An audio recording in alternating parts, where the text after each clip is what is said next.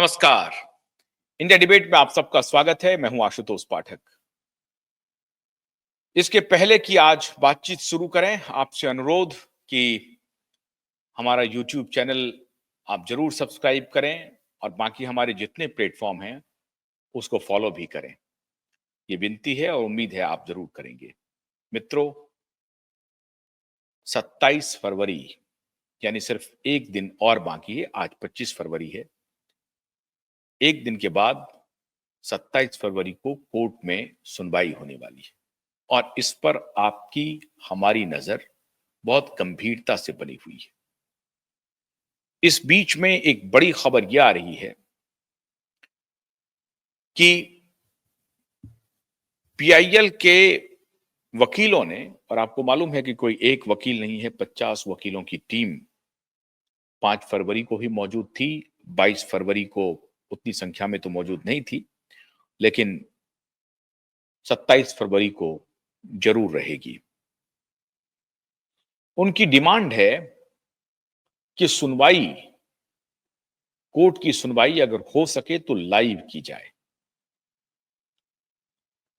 Supreme court की और high court की बहुत सारी ऐसी परिपाटी है जब सुनवाई को लाइव करने की परिपाटी रही है, लोग लाइव कर रहे हैं। और अगर 27 फरवरी को यह मांग मान ली जाती है और आगे की हर सुनवाई न सिर्फ 27 फरवरी की, तो ये अपने आप में फिर एक नजीर पेश करेगा।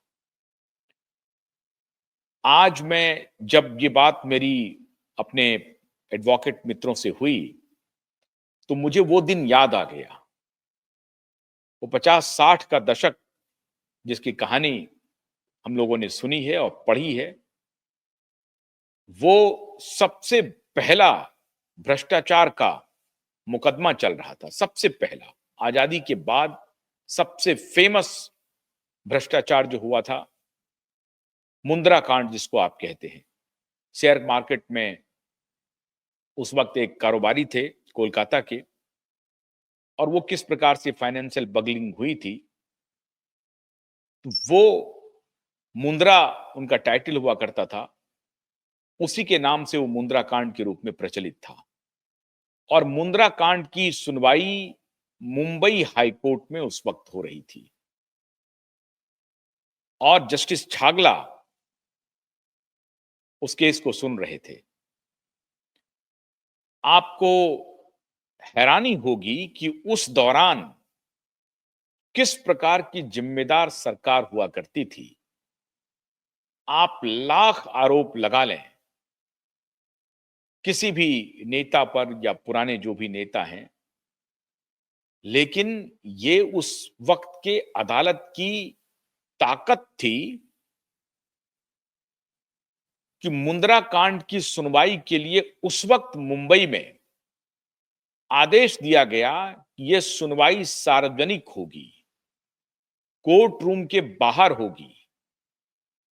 और तब जस्टिस छागला ने आदेश दिया वहां के लोकल सेल्फ गवर्नमेंट को, वहां के म्युनिसिपल कॉरपोरेशन को, कि यह सुनवाई कोर्ट रूम के बाहर होगी और इसे लोग देख सकेंगे, सुन सकेंगे।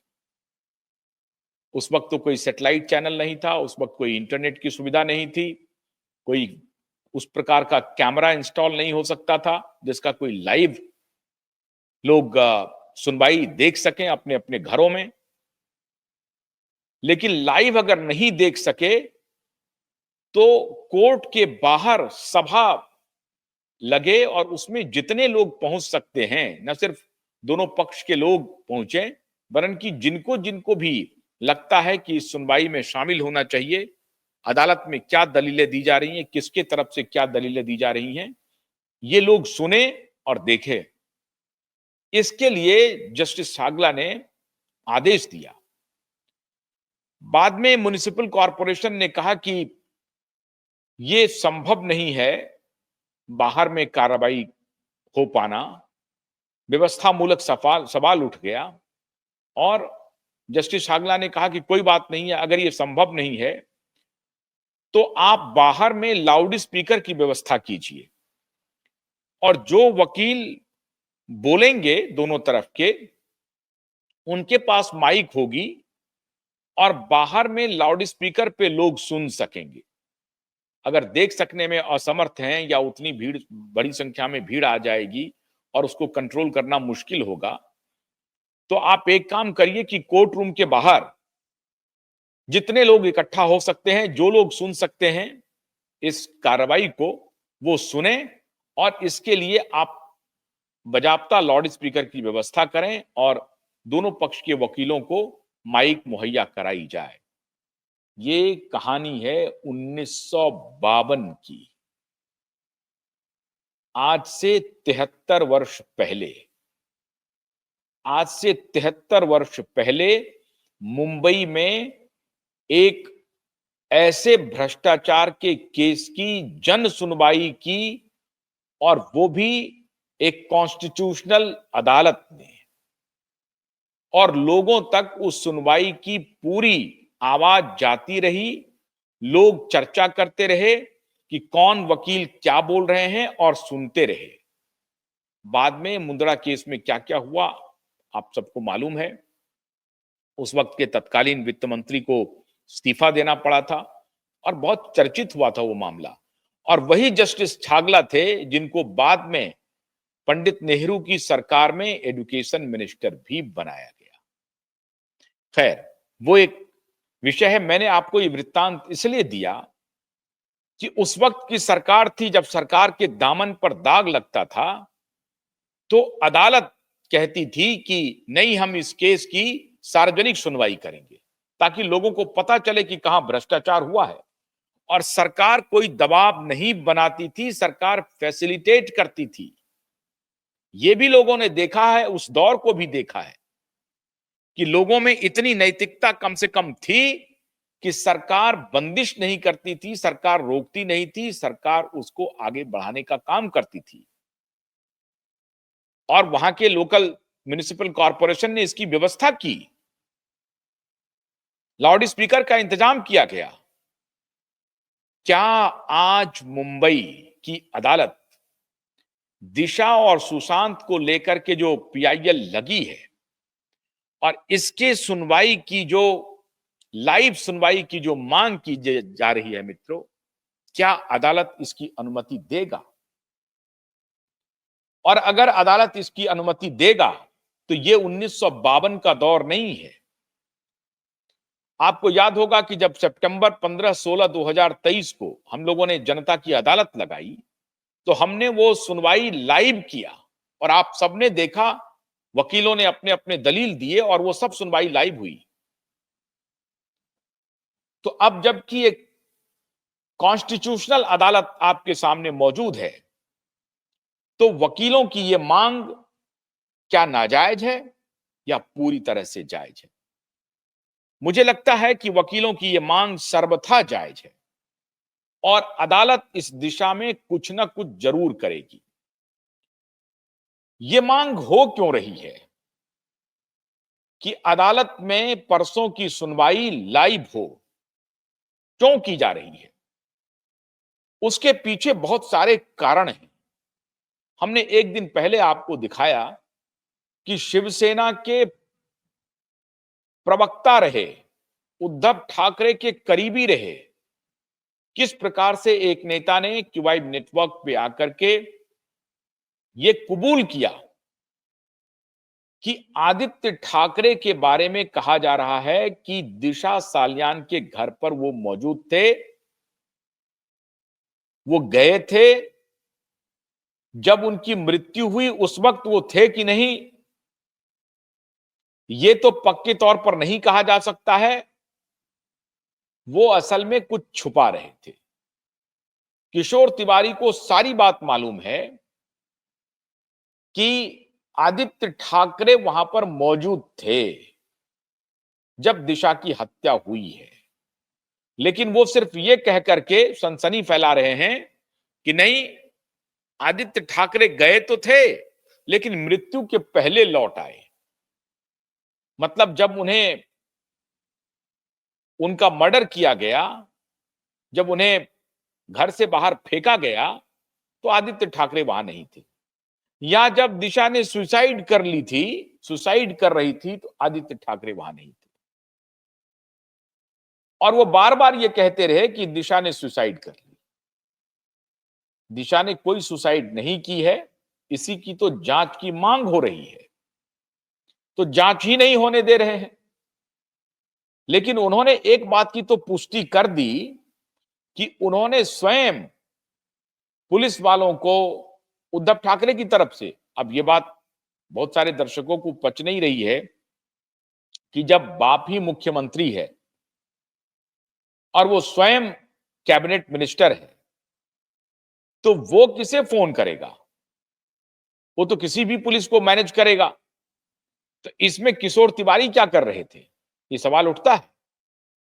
लेकिन सवाल है कि उद्धव ठाकरे डायरेक्ट कोई काम कैसे करेंगे, किसी पुलिस को इन्फ्लुएंस कैसे करेंगे?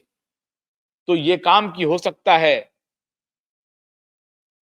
किशोर तिवारी या उनके और किसी साथी ने ली होगी, और किशोर तिवारी के ऊपर भी ये जिम्मेदारी दी हो गई कि पुलिस को कैसे मैनेज करना है, ये आप देखिए। और उन्होंने साक्षात्कार में हमारे साथ बातचीत में किशोर जी ने साफ साफ स्वीकार किया कि मैंने बड़ी मिन्नतें की पुलिस वालों से, बड़ी कोशिश की कि साहब, अब बाला साहब का नाती अगर इस प्रकार से घटना में शामिल है तो उसे बचाने की कोशिश की जाए। और वो एक तरह से ये कह रहे थे कि हमने, मेरे प्रयास के बाद ही आदित्य ठाकरे बच सके। उन्होंने ये भी कंफर्म किया कि पुलिस वालों ने कहा कि सर क्या बताएं, अब वो अय्यास है, लेकिन उसे ऐसा नहीं करना चाहिए था। ये उनके वर्ड हैं, मेरे वर्ड नहीं है। कि सारे लोग मुंबई में जानते हैं कि आदित्य ठाकरे अय्यास हैं, लेकिन उन्हें ऐसा नहीं करना चाहिए था। और अय्यासी में वो अलग अलग कीर्तिमान स्थापित करने वाले में से एक हैं। ये बात मुंबई के पुलिस अधिकारी कह रहे हैं, पुलिस वाले कह रहे हैं, मुंबई बॉलीवुड के लोग कह रहे हैं, जो मुंबई में जो कुछ भी उनको जानते समझते हैं, वो सारे लोग कह रहे हैं। तो 27 तारीख को मैंने पहले भी बताया कि एक बहुत बड़ा सबूत भी अदालत में रखे जाने की संभावना है। अगर सब कुछ ठीक रहा तो अदालत को उस दिन एक अच्छा सबूत भी मिलेगा। मैंने पहले भी बताया था कि बहुत सारे सबूत जो थे, जो आई विटनेस थे, बहुत सारे ऐसे लोग थे जो कि इनके संपर्क में रहने वाले थे, उनके पास बहुत सारी सूचनाएं थी। उनमें बहुत सारे लोगों की जिनके पास सूचनाएं थी, उनकी मृत्यु हो गई, और वो सारी की सारी मृत्यु डूबियस मृत्यु थे। लगभग 10 लोगों की मौत हुई 1-1.5 महीने के अंदर, जो दिशा और सुशांत से परिचित थे। क्या वो सारे के सारे विटनेस थे? क्या उसमें से बहुत सारे लोग आई विटनेस थे, या कुछ लोगों तक जानकारी पहुंची थी? दिशा के घर पे उस दिन 4-5 लोग तो पहले से मौजूद थे और 6 लोग बाद में आए। तो वो 6 लोग कौन कौन थे जो बाद में आए, और 4-5 लोग जो पहले से मौजूद थे वो कौन थे?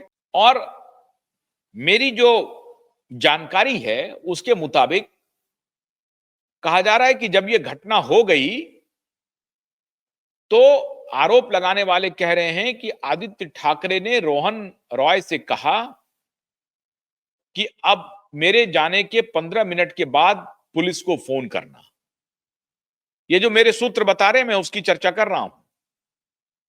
और उन्होंने कहा कि 15 मिनट के बाद मुझे फोन कर देना, पुलिस को फोन कर देना, फिर पुलिस वहां पर आ जाएगी। जून के पहले सप्ताह में सचिन बाजे का अपॉइंटमेंट होता है, रीइंस्टेट किया जाता है दोबारा 16 साल के बाद। और उसके बाद सचिन बाजे मुंबई पुलिस के सारे इन्वेस्टिगेशन की कमान अपने हाथ में थाम लेता है, और सचिन बाजे ही इस इन्वेस्टिगेशन को आगे बढ़ाने का काम करता है। जाहिर है सचिन बाजे के ऊपर सीधे मुख्यमंत्री का नियंत्रण है, उनके बेटे का नियंत्रण है। परमबीर का कितना नियंत्रण है यह कहना भी मुश्किल है, क्योंकि अगर मान लीजिए कि परमवीर सिंह को बाईपास करके दोनों बाप बेटा डायरेक्ट डील कर रहा हो सचिन वाजे से, या डायरेक्ट डील कर रहा हो मलबानी पुलिस स्टेशन से, या डायरेक्ट डील कर रहा हो किसी और बड़े अधिकारी से जो इस केस में उन्हें रफा दफा कर दे। ये सारी बातें हमारे सूत्र बता रहे हैं कि ऐसा कुछ हुआ है। अब जो भी सबूत रखे जाएंगे, चाहे नितेश राणे जी ने जो कहा उसका सबूत है, या सुशांत और दिशा के अपने आप को दोस्त कहे जाने वाले जो कह रहे हैं कि हमारे पास सारा सबूत है, इलेक्ट्रोल सबूत भी है, वो भी हम पेश करेंगे। लेकिन वो एक कौन सबूत है जिसे पेश करने के लिए एडवोकेट भी काफी उत्साहित हैं, और इसलिए वो लाइव हियरिंग की डिमांड कर रहे हैं। जो वो क्यों चाह रहे हैं लाइव हियरिंग, इसके पीछे का सच क्या है? तो लाइव हियरिंग अगर होती है तो देश के सामने ये चला जाएगा कि अदालत इसमें क्या स्टैंड ले रही है, क्योंकि ये अदालत के साख के ऊपर भी एक सवाल उठ रहा है कि क्यों नहीं पिछले 1.5 साल तक देवेंद्र उपाध्याय के समय जब चीफ जस्टिस थे तो 1.5 साल तक पीआईएल की सुनवाई क्यों नहीं हुई? आज आखिर में 2 सुनवाई हो गई, तीसरे की तारीख आ गई। अगर 2 सुनवाई हो गई, तीसरे की तारीख आ गई, 1 महीने के अंदर ये 3-3 सुनवाई हो जाए, 1 महीने 7-8 दिन के अंदर 3 सुनवाई हो गई, तीसरी सुनवाई हो जाएगी 27 फरवरी को। तो अगर 1 महीने के अंदर 3-4 सुनवाई हो सकती है तो 1.5 साल तक, 1.25 साल तक इसकी सुनवाई क्यों नहीं हुई? यह संदेह स्थापित करता है अदालत के ऊपर। इसलिए यह अदालत के लिए भी बहुत ही महत्वपूर्ण मुद्दा है कि क्या इसकी सुनवाई को लाइव किया जाए, और अगर यह लाइव हो जाता है तो पहली बात तो यह होगी कि अदालत की साख बहाल होगी। दूसरी बात यह होगी कि दूध का दूध, पानी का पानी होगा। तीसरी बात यह होगी कि जिस साक्ष्य को जुटाने की बात कल किशोर तिवारी कह रहे थे और मुझे कह रहे थे कि आशुतोष जी अगर सबूत नहीं है तो ये इस केस में कुछ नहीं होगा, तो हमने कहा कि सबूतों की झड़ी लग जाएगी, इंक्वायरी शुरू तो होने दीजिए। सबूत का अभी वक्त नहीं आया है, अभी तो सिर्फ ये डिमांड हो रहा है कि पहले जांच, इंक्वायरी शुरू हो, और तब अगर उस सबूत के साथ कोई भी छेड़छाड़ किया जाएगा तो सवाल उठेगा, क्योंकि वकीलों ने अपनी पूरी मोर्चेबंदी कर ली है, सबूत इकट्ठा कर लिए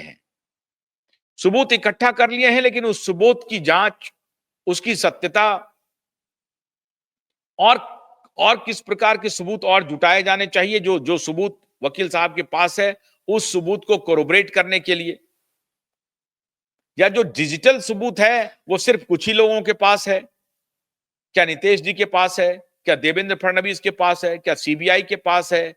क्या एसआईटी के पास है? अगर एसआईटी के पास है तो एसआईटी के अभी जिस दिन से 22 जनवरी हुआ है उसके बाद से का रिपोर्ट उनको पेश करना पड़ेगा, क्योंकि पीआईएल में यही प्रेयर है कि एसआईटी की इंक्वायरी कहां पहुंची और सीबीआई की इंक्वायरी कहां पहुंची, दोनों रिपोर्ट अदालत के पटल पे रखा जाए। इससे ये आदेश देने में अदालत को कोई तकलीफ नहीं होगी कि साहब ये आदेश आप जल्द से जल्द दीजिए, ये तकलीफ होनी नहीं चाहिए। इंक्वायरी की ही तो डिमांड है, कस्टडी में लेकर जांच करने की तो डिमांड है। अच्छा, अब आप चूंकि आप 5 साल तक जिनके ऊपर आरोप है, आरोपी को बरी छोड़ दिए हैं, तो आरोपी को जो कुछ भी खत्म करने का होगा सबूत, वो खत्म कर चुके होंगे, लेकिन उसके बाद भी गुनहगार अपने गुनाह के निशान इतने छोड़ जाते हैं कि सबूतों की ढेर लग जाएगी। सवाल है इंक्वायरी तो शुरू हो, तो इंक्वायरी शुरू करने के लिए जो दलील दी जाएगी, पीआईएल को एडमिट करने के लिए जो दलील दी जाएगी, उस दलील की एडवोकेट वर्ग कह रहे हैं कि लाइव सुनवाई होनी चाहिए, ताकि देश के दूसरे वकीलों को भी पता चले, देश के लोगों को भी पता चले, सुशांत और दिशा के प्रशंसकों, उनके फॉलोअर को भी पता चले कि अदालत में हो क्या रहा है। इसलिए ये बेहद महत्वपूर्ण है ये डिमांड। और मैं समझता हूं कि मुंबई हाई कोर्ट को अपनी साख को बचाने के लिए, अपनी साख को पुनर्स्थापित करने के लिए, जो उपाध्याय जी ने उस साख को गंवाया है, और चूंकि दूसरी जो एजेंसियां हैं, जांच एजेंसी, उन्होंने भी अपने साख को एक प्रकार से ताखे पर रख दिया है। अब किसके कहने पर रखा है ये तो वही बताएंगे। लेकिन जिस प्रकार से किशोर तिवारी जी कह रहे हैं कि कुछ बड़े लोग नहीं चाहते हैं कि आदित्य ठाकरे जेल जाए, क्यों साहब? तो उनका रिश्ता जो है वो बड़े ठाकरे से था, बाला साहब ठाकरे से था, और बाला साहब ठाकरे की बड़ी इज्जत वो लोग करते हैं। कमाल है, बाला साहब ठाकरे की इज्जत महत्वपूर्ण है, बाला साहब ठाकरे का सम्मान उनके जाने के बाद भी हो रहा है, लेकिन किस काम के लिए होना चाहिए, किस चीज के लिए होना चाहिए? इस चीज के लिए कि उनके घर का कोई कोई व्यक्ति एक हीनियस क्राइम में शामिल होने का उसके ऊपर आरोप लग रहा हो, लेकिन उसकी जांच नहीं होनी चाहिए क्योंकि वो बाला साहब ठाकरे के पोते हैं और उद्धव ठाकरे के बेटे हैं। उनसे रिश्ता बहुत अच्छा रहा है, 25 वर्ष का रिश्ता रहा है। मतलब सिस्टम में न्याय कहीं रह जाए, लेकिन अपना पर्सनल रिश्ता निभाने की होड़ लगी हुई है। लेकिन आप एक बात का भरोसा रखिए, ये अगर संदेह हो रहा है कि नरेंद्र मोदी आदित्य ठाकरे को बचाना चाहते हैं या बचा ले जाएंगे, तो मैं समझता हूं कि ये उनकी कोरी कल्पना है। अगर आदित्य ठाकरे इस केस में इन्वॉल्व है, तो फिर आदित्य ठाकरे को कोई नहीं बचा सकता है। और अदालत में तो होते ही हैं, साक्ष्य प्रस्तुत किए ही जाते हैं, और अदालत को प्रेरोगेटिव भी है कि किस साक्ष्य को स्वीकार करें, किस साक्ष्य को अस्वीकार करें। लेकिन स्वीकार क्यों करेंगे और अस्वीकार क्यों करेंगे, अस्वीकार कर देंगे या स्वीकार कर लेंगे, इस दोनों के बीच में बहुत बड़ा फासला है। स्वीकार करने के लिए उनके पास सारे आधार ही आधार हैं। पीआईएल को उनको स्वीकार करना पड़ेगा। सुनवाई लाइव हो कि नहीं, इस पर हमारे एडवोकेट साहब दबाव बनाए हुए हैं, और जब से यह चर्चा हुई है, अदालतों में वकीलों के बीच में एक खलबली मची है, और सुशांत के प्रशंसकों के बीच में, दिशा के प्रशंसकों के बीच में एक खलबली मची है कि क्या अदालत इस सुनवाई के लिए तैयार होगी। हमारी तो यही प्रार्थना है कि अदालत इस सुनवाई के लिए तैयार हो, अदालत कोई ना कोई रास्ता निकाले, इस सुनवाई को लाइव करे, ताकि यह भी देश को पता चले कि अभी तक जो ये कहा जाता है, बहुत सारे उद्धव ठाकरे के बहुत सारे लोग कहते हैं कि नहीं नहीं नहीं नहीं, कुछ नहीं हुआ है, सारे सबूत, अब सबूत हमारे पक्ष में ही नहीं है, सबूत है ही नहीं, उसमें तो हम बाल बाल बच जाएंगे, सबूत के अभाव में बच जाएंगे। ऐसा नहीं होने वाला है।